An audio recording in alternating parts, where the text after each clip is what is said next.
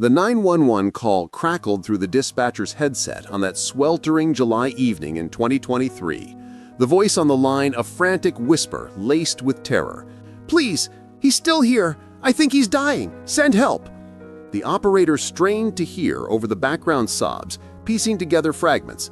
A woman escaped from her own basement, blood on her hands, a hammer discarded nearby. In the quiet suburb of Elmwood, Ohio, a place where neighbors waved over white picket fences and kids rode bikes until dusk, police sirens shattered the illusion of safety. Bodycam footage later released would show officers bursting through the front door, guns drawn, only to find a scene that looked like a botched home invasion: overturned furniture, shattered glass, and a trail of blood leading downstairs. "It started as a random break-in," one investigator would later say in a press conference, his face etched with exhaustion. But what we uncovered, it was a nightmare born from the heart of their home. Little did they know, the real horror wasn't a stranger in the night. It was the man she'd called husband for 8 years. Elmwood, Ohio wasn't the kind of town that made national headlines. Nestled in the rolling hills of the Midwest, it was a bedroom community for Columbus commuters.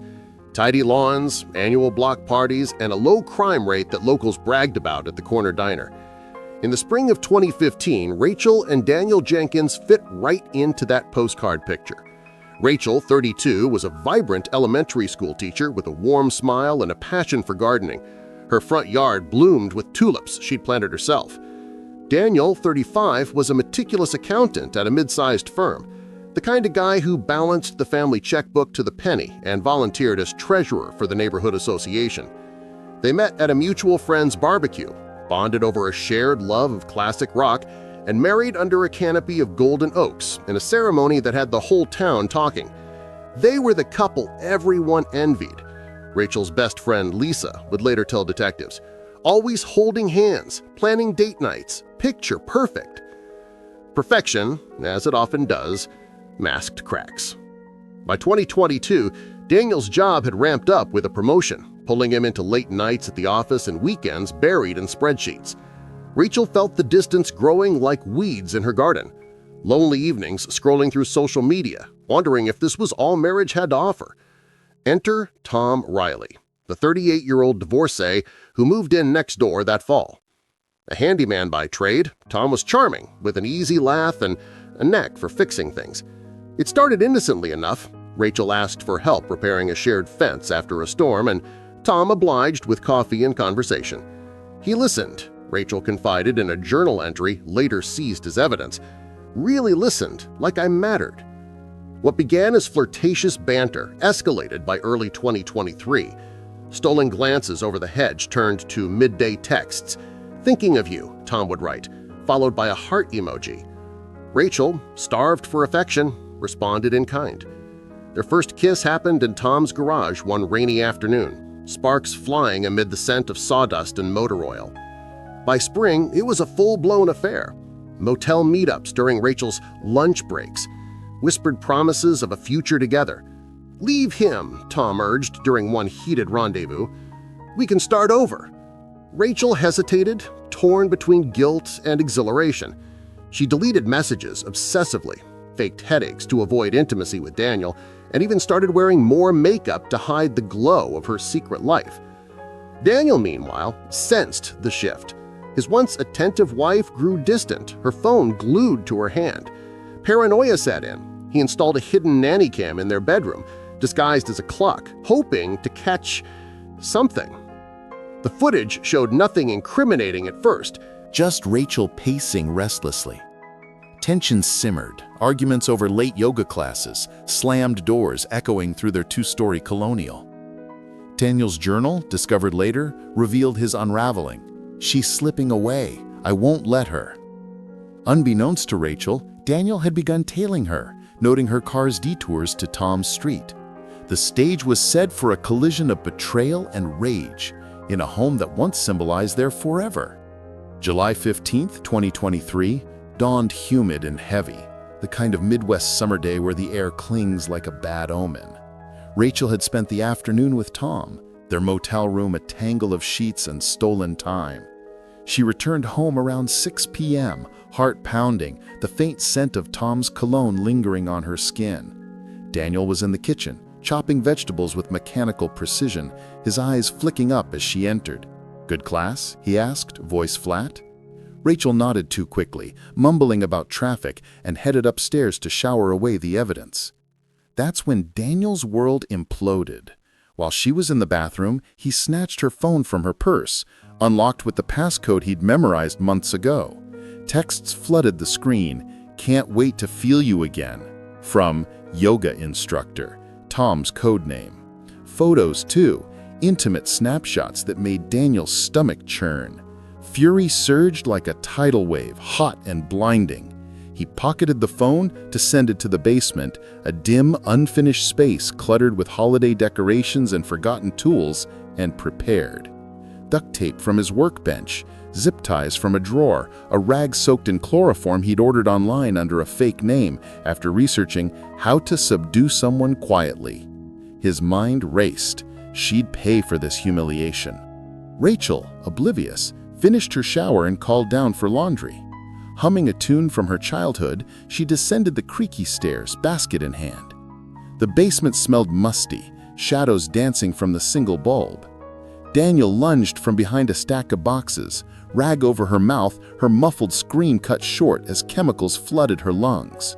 She thrashed, nails scraping his arms, but darkness claimed her quickly.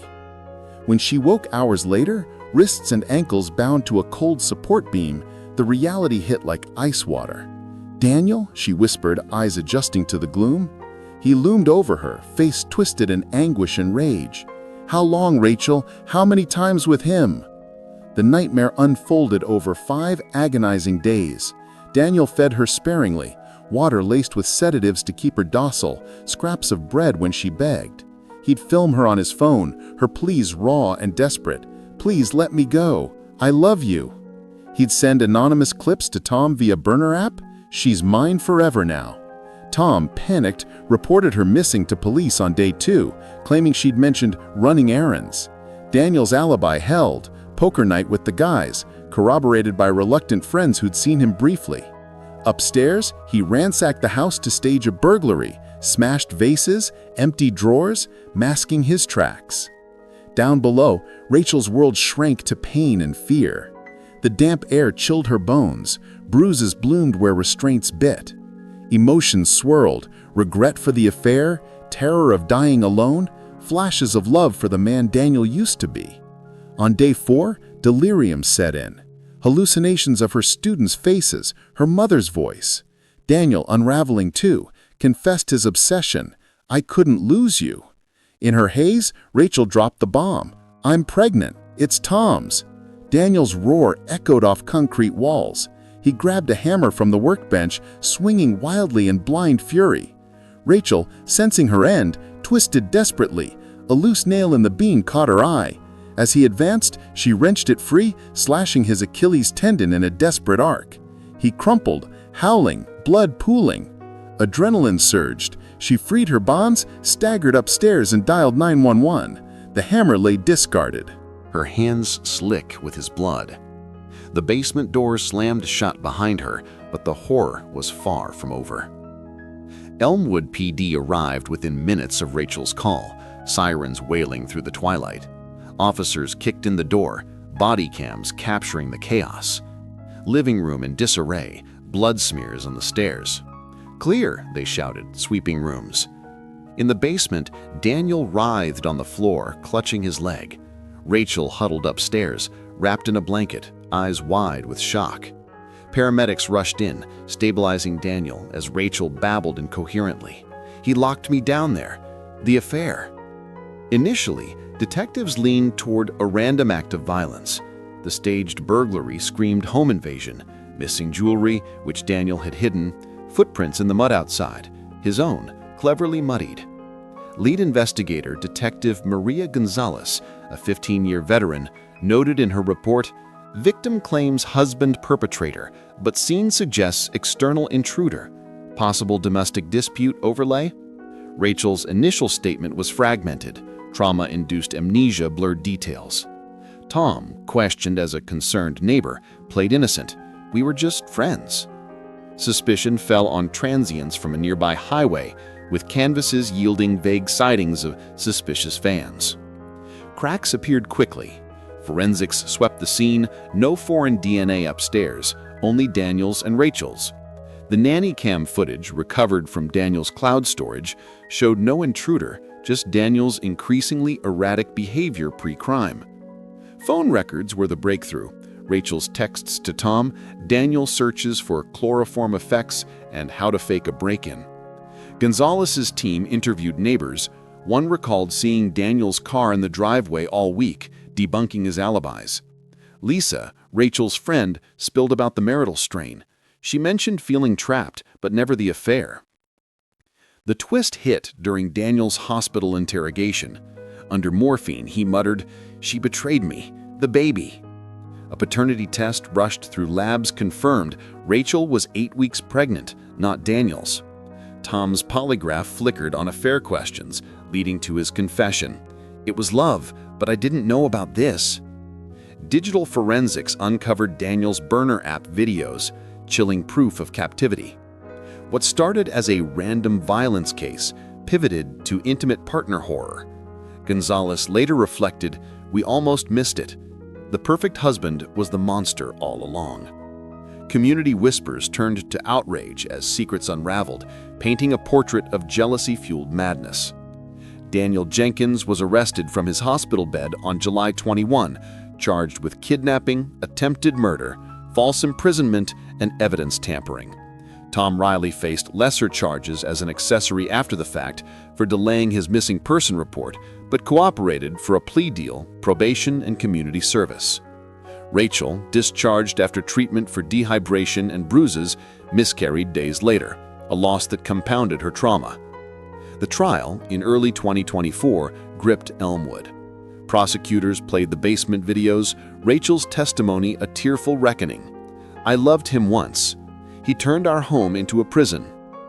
Daniel's defense claimed temporary insanity, jealousy as a crime of passion, but the jury convicted on all counts after 3 days. Sentenced to life without parole, he appealed unsuccessfully. His final words in court, "She destroyed us." The community reeled. Neighborhood watch programs surged. Domestic violence hotlines saw a 30% spike in calls. Media dubbed it the basement betrayal case, with true crime podcasts dissecting the affair's role. Rachel relocated to Columbus, starting therapy and a support group for survivors. "It changed everything," she told a local reporter. "I'm rebuilding." Tom faded from view, rumored to have moved states. The Jenkins house sold quickly, whispers of haunted deterring buyers. Lessons echoed, the dangers of unchecked jealousy and the masks people wear. In the end, the basement nightmare of Elmwood serves as a stark reminder that the most terrifying threats often lurk not in dark alleys, but in the familiar shadows of our own homes. What began with a spark of forbidden passion extinguished a family's light, leaving scars that time may fade but never erase. As Rachel walks free under new skies, one can't help but ponder how many secrets simmer behind closed doors, waiting for the breaking point. In a world of illusions, true safety starts with facing the truth before it's too late.